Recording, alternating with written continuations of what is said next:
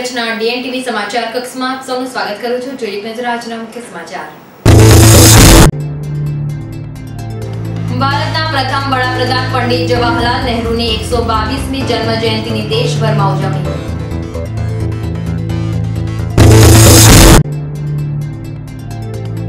રણોલી ખાતે ધમધમતા કેમિકલના ધંધા પર એસઓજી પોલીસે ત્રાટકીને ₹15 લાખના મુદ્દામાલ સાથે 4 જણાની કરેલી ધરપકડ। દરોડાને પગલે કેમિકલ માફિયાઓમાં વ્યાપેલો ફફડાટ।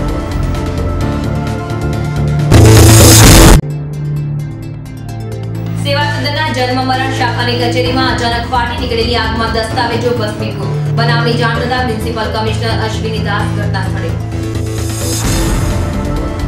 હવે જોઈએ સમાચાર વિગતવાર। ભારતના પહેલા વડાપ્રધાન અને અર્વાચીન ઔદ્યોગિક ભારતના ઘડવૈયા બાળકોના પ્યારા નહેરુ ચાચા એટલે કે જવાહરલાલ નહેરુની 122મી જન્મ જયંતિની આજે દેશભરમાં ઉજવણી થઈ હતી। આજરોજ નહેરુજીની જન્મ જયંતિ નિમિત્તે વડોદરા કોંગ્રેસના અગ્રણીઓએ નહેરુજીની પ્રતિમાને ફૂલહાર અર્પણ કર્યા હતા। નરેન્દ્ર રાવતે નહેરુજીના વિશ્વ ફલક પરના પ્રદાન અર્વાચીન ભારતના નિર્માણ માટે મોટા મોટા ઉદ્યોગો તથા ભાખરા નાગલ ડેમ જેવી યોજનાઓથી એમને જોયેલા વિકાસના સ્વપ્ન અંગેની માહિતી આપી હતી અને જણાવ્યું હતું કે સમાજવાદનો જે પાયો નહેરુજીએ નાખ્યો હતો એને કારણે જ આજે દેશ પ્રગતિ કરી રહ્યો છે। શહેરની આસપાસના વિસ્તારમાં કેમિકલનો 2 નંબરનો વ્યવસાય ફાલ્યો છે, ત્યારે કેમિકલ માફિયાઓને ઝડપી પાડવા એસઓજી પોલીસે રણોલી ખાતે ધમધમતા કેમિકલના ધંધા પર દરોડો પાડીને કુલ ₹15 લાખના મુદ્દામાલ સાથે 4 જણાની ધરપકડ કરી હતી। પ્રાપ્ત વિગતો અનુસાર શહેરના રણોલી સ્થિત એમ.બી. પટેલ એસ્ટેટ ખાતે ગત રાત્રે 9 થી 12 દરમિયાન એસઓજી પોલીસે દરોડો પાડ્યો હતો, જ્યાંથી કેમિકલ માફિયા ભરત ભીખાભાઈ ચાવડા, કમલેશ ભીખાભાઈ પટેલ, ગફુર રસુલ વરૈયા તથા મહેમૂદ અલી વરૈયાને સ્થળ પરથી ઝડપી પાડ્યા હતા। પોલીસે સ્થળ પરથી 850 લીટર ફિનલ કેમિકલ, ₹10 લાખની કિંમતની ટેન્કર, રોકડા ₹11,600, 6 નંગ મોબાઈલ તથા ₹4 લાખની કિંમતની મારુતિ રીટ્સ કાર કબજે કરી હતી અને કુલ ₹15 લાખના મુદ્દામાલ સાથે 4 જણાની ધરપકડ કરી તેમની સામે કાયદેસરની કાર્યવાહી હાથ ધરી છે। વડોદરા મહાનગર સેવા સદનની બદામડી બાગ ખાતે આવેલી જન્મ મરણ શાખામાં આજે વહેલી સવારે ભેદી સંજોગોમાં આગ ફાટી નીકળતા કિંમતી દસ્તાવેજો આગમાં ભસ્મીભૂત થઈ ગયા હતા। પ્રાપ્ત વિગતો અનુસાર મહાનગર સેવા સદનની બદામડી બાગ ખાતે આવેલી જન્મ મરણ શાખામાં આજે વહેલી સવારે ભેદી સંજોગોમાં આગ ફાટી નીકળી હતી। વહેલી સવારે મોર્નિંગ વોકમાં નીકળેલા એક યુવાને ઓફિસમાંથી ધુમાડાના ગોટા નીકળતા જોઈને ફાયર બ્રિગેડને જાણ કરી હતી।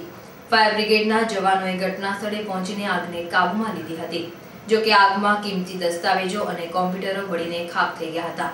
બનાવની જાણ થતાં જ મ્યુનિસિપલ કમિશનર અશ્વિની દાસ ઘટના સ્થળે દોડી આવ્યા હતા। ભારત ડાયાબિટીસનું કેપિટલ છે, હવે એ વાત જૂની થઈ ગઈ છે। હવે તો માત્ર ભારતમાં ડાયાબિટીસ ફેલાતો કેમ રોકવો તે નહીં, પરંતુ ડાયાબિટીસના દર્દીઓએ કયા પ્રકારની તકેદારી રાખવી તે તરફે જાગૃતિ ફેલાવવાનો સમય આવી ગયો છે। સ્વાસ્થ્ય માટે અતિ ઉત્તમ ગણાતી ભારતીય પરંપરાને બાજુ પર મૂકીને પશ્ચિમના રવાડે ચડવાની સજા આપણો સમાજ ડાયાબિટીસ અને હાઇપરટેન્શનના રૂપમાં ભોગવી રહ્યો છે। આજે વિશ્વ ડાયાબિટીસ ડે નિમિત્તે ડાયાબિટીસને લગતા કાર્યક્રમો યોજાશે, ત્યારે માત્ર એક નિયમ જો જીવનમાં લઈએ તો ડાયાબિટીસથી બચી શકાય તેમ છે અને તેના દર્દીઓ તેના ગંભીર પરિણામોથી બચી શકે તેમ છે, અને છે તે નિયમ જીવનને નિયમિત બનાવવું અને ફાસ્ટ ફૂડથી દૂર રહેવું।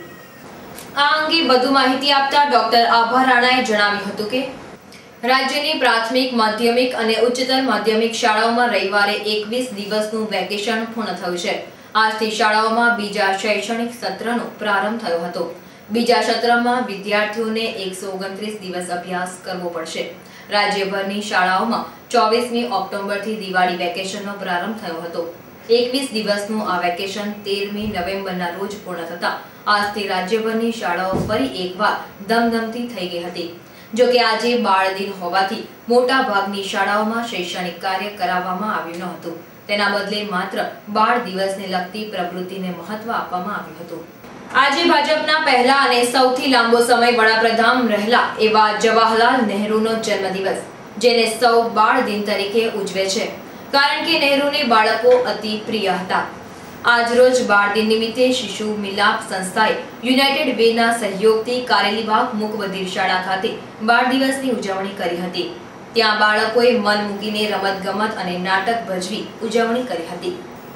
આ હતા ત્યાર સુધીના સમાચાર। તાજા સમાચાર માટે આવતીકાલે આ સમયે ફરી મુલાકાત થશે। ત્યાં સુધી ડીએન ટીવીની સમગ્ર ટીમને રજા આપશો। નમસ્કાર।